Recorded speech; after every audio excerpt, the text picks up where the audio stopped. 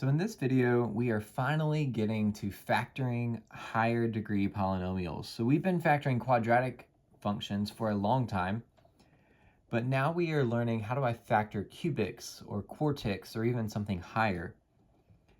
The degree of that polynomial helps us understand how many solutions there should be, but not every polynomial is going to be able to factor. If it can be factored, then we can use those factors to find the zeros. We will be using some similar ideas to the quadratic factoring that we had done.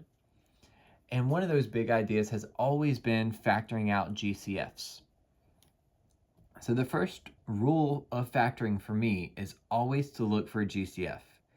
In this first problem, g of x is 2x cubed minus 14x squared plus 24x. If I find a GCF in this first part, there's a common factor of 2, because 2 can divide into everything, but there's also a common factor of x, because everything has an x. So we are factoring out a GCF of 2x. Then we look to see, what is that when we factor out a 2x? Is 2x times something? So 2x times x squared would have given me the 2x cubed minus 7x and plus 12. This is not fully factored, but it did at least factor out the GCF, and now I see a quadratic expression that we're kind of used to factoring. So g of x is 2x times, and if I factor this one further, we have x minus 4 times x minus 3. That's our polynomial in completely factored form. The power of factored form, though, helps us understand what the zeros are, or at least helps us find the zeros. So if I needed to, it did not ask, but we could find the zeros or the roots of this polynomial. This polynomial would have 3 zeros. One of them is at 0, another one is at 4, and another one is at 3. We could even graph this polynomial because we know the zeros, or at least sketch a graph of the polynomial. So I know it's going to cross the x-axis at 0, it's going to cross again at 3, and then again at 4. Those are the zeros, but we already have graphed a polynomial from factored form. We just needed to think about a few more things. So because this is an odd degree function with a positive coefficient, we should have down-up behavior. So we're going to go down on the left and up on the right. That in behavior we can find just from the leading term. Whether it was in standard form or factored form, we should be able to find that leading term. And each of these zeros had a multiplicity of 1. That means that there's no bounces or there's no wiggles or bends through the x-axis. We are going straight through the x-axis at that 0. So I'm going to go straight through the x-axis at 0. And then eventually we need to come back down so I can go through it at positive 3. And we'll have to turn back around to go back through positive 4. And it goes up to positive infinity. So we have a somewhat sketched out graph. It's not going to be perfect, but it does have these zeros and it has that behavior. If I look at number 2, f of x is x to the 4th plus 5x squared minus 14. This doesn't have a GCF. So if there's no GCF, we're kind of stuck and we need to look at this a different way. It's not a quadratic, but it does have some quadratic features that make it look similar. So if you compare this expression to the quadratic that we just factored, x squared minus 7x plus 12, there are 3 terms, so it is a trinomial. That's something we're used to factoring with quadratics.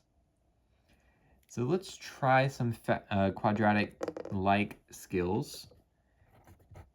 If there is no GCF, in a regular factoring example, we would have gone straight to that first term and tried to see what times what would give me that first term. If it's x to the fourth, we could multiply x squared times x squared. X squared times x squared is going to give me x to the fourth. Similar to how when we were doing x squared came from x times x. When we were factoring x squared minus 7x plus 12, we skipped over the middle term and went straight to the end to find factors of 12, because the last parts of that factoring would have multiplied to give me 12. So we need to do the same thing. We're going to skip over the middle term and go straight to this negative 14. We want to think about what times what would give me a negative 14. And that would be 7 times 2. If this was a positive 7 and a negative 2, we would end up with a 7x squared minus 2x squared, which does give me 5x squared. So there's our factored form. We just need to check, does it factor more? In this case, it does not. I have two binomials here, and I don't see any difference as two squares. So this one does not factor more. That's okay. What if it asked us to find the zeros? So we could find the zeros. It doesn't ask us to specifically. But for the purposes of just practice, we would set the factors equal to 0. So x squared plus 7 equals 0, and x squared minus 2 equals 0. When we solve this, I would subtract 7 and get x squared equals negative 7, and take the square root. So x equals plus or minus the square root of negative 7. Automatically, that should hopefully trigger in your brain that there's an imaginary number here because we're taking the square root of a negative number. So this is plus or minus, positive or negative, I square roots of 7. And then we would do the other one by adding 2 to the other side, taking the square root, and getting positive or negative square root of 2. That one's not imaginary. So there are 2 real roots and 2 imaginary roots. Since this was a degree 4 polynomial, we knew that there should be 4 roots, and we did find them. Only 2 of them will show up on the x-axis as x-intercepts. The other 2 roots are imaginary.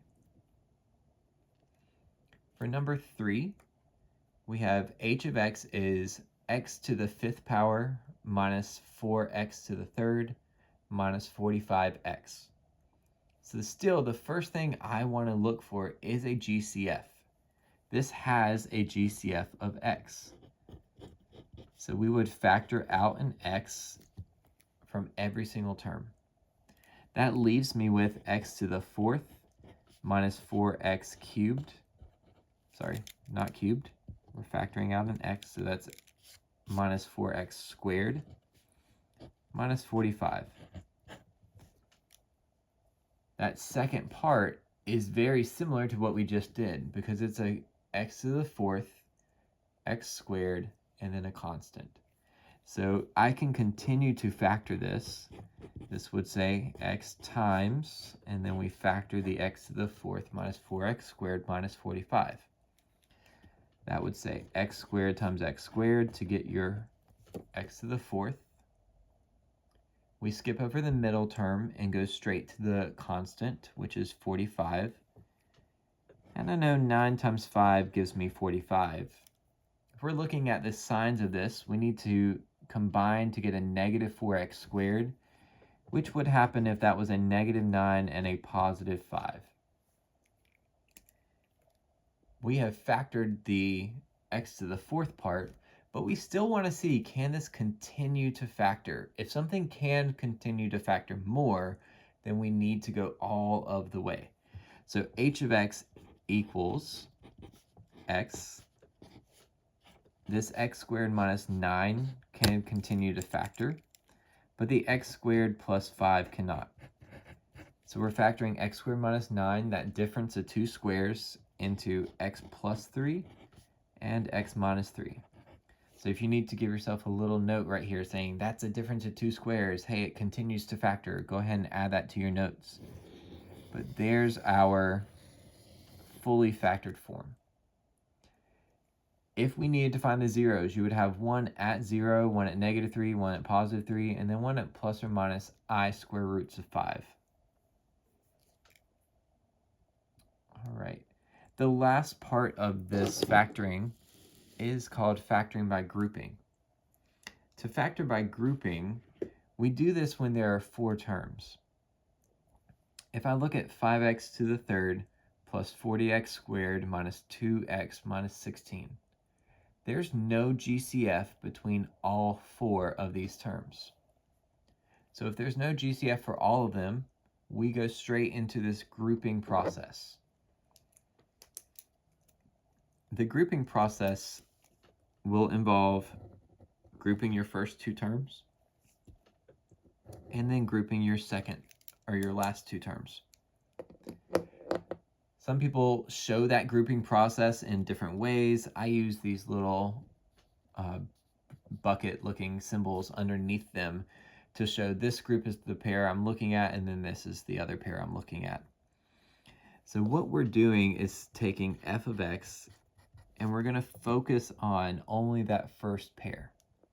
So 5x cubed plus 40x squared. 5x cubed plus 40x squared has a GCF in that one pair. So we're going to find the GCF for that pair, and it is 5x squared. Both of them have a common factor of 5 and x squared. So just looking at that pair, if I factor out 5x squared out of 5x cubed would leave me with just x. And if I divide 40x squared by 5x squared, we get plus 8.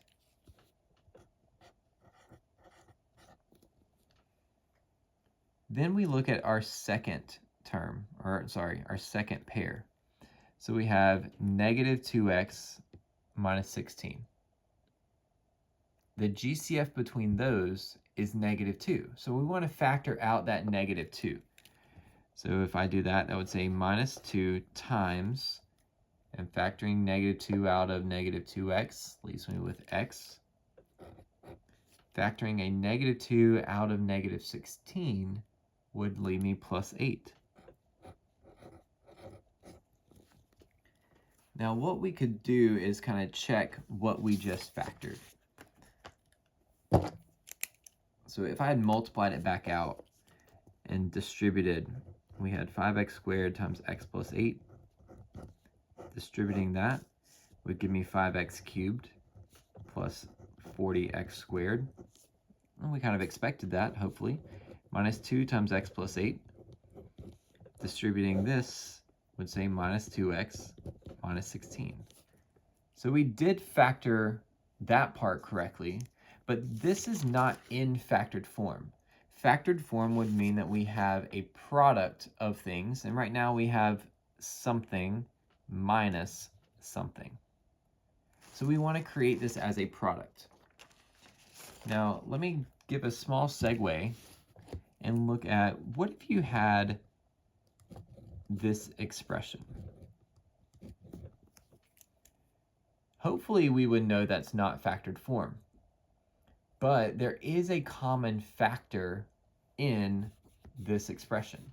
So a times b minus 2 times b has a common factor of b, and you would pull that common factor out and make that b times a minus 2. This is somewhat what we already have. We have 5x squared times x plus 8 minus 2 times x plus 8. So your x plus 8 is that common factor. What we're doing in this factoring by grouping process would be grouping the 4 terms together so that we could find common factors. So that would give me a common factor of x plus 8 times 5x squared minus 2.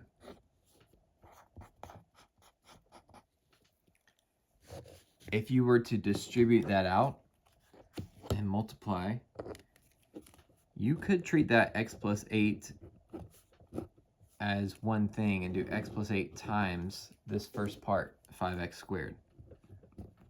That would be 5x squared times x plus 8, whatever that is, minus 2, and we would distribute the x plus 8 to the minus 2, and it would say minus 2 times x plus 8. So that's what that came from. The factored form is x plus 8 times 5x squared minus 2. Now 5x squared minus 2 does not factor more, so this is completely factored form. All right, let's look at number 5. G of x is 2x cubed minus 9x squared minus 14x plus 6. There is no GCF for all of that function. So I would not start by factoring out a GCF. We start by grouping. There are 4 terms, so that's my clue that I need to group, and I'm going to group the first 2 terms together and then the second 2 terms together.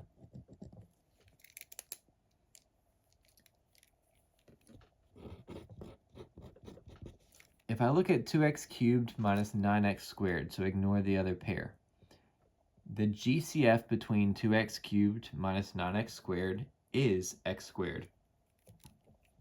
This leaves me with x squared times 2x minus 9. Then we go to our next pair, which is negative 14x plus 6. If I factor out the GCF here, it's negative 2. And it would have 7x minus 3 left over in that. We could distribute this back and get back to what we started with, but that's not the goal. The goal is to factor. The difference here is that we don't have a common factor. We had a common factor in the previous one of x plus 8. So this is not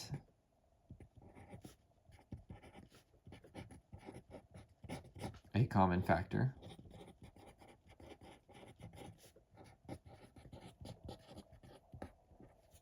Since it's not a common factor, this just means that we cannot go any further. So g of x cannot be factored, at least not by grouping.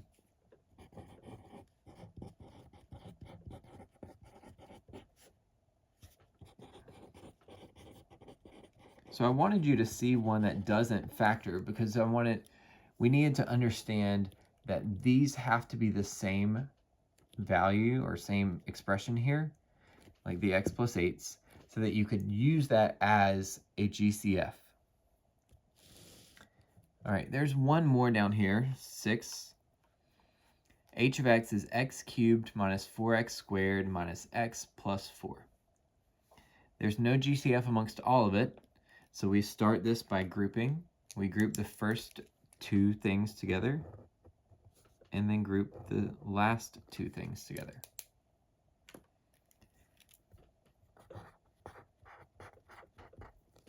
If I look for a GCF in the first pair, x cubed minus 4x squared, that would have a GCF of x squared. So factor that out. That's x squared times x minus 4. And then we look at the next pair. The other pair is negative x plus 4. So that might not look like it has a GCF, but it does. Its GCF is negative 1. If I pull out a negative 1 from that, I'd have minus 1 times an x minus 4. Your GCF could be positive 1. In this case, it's negative 1. But that helps me see that there is a common factor here of x minus 4. So we could take that h of x and factor the x minus 4 out. This would say x minus 4 times the x squared minus 1.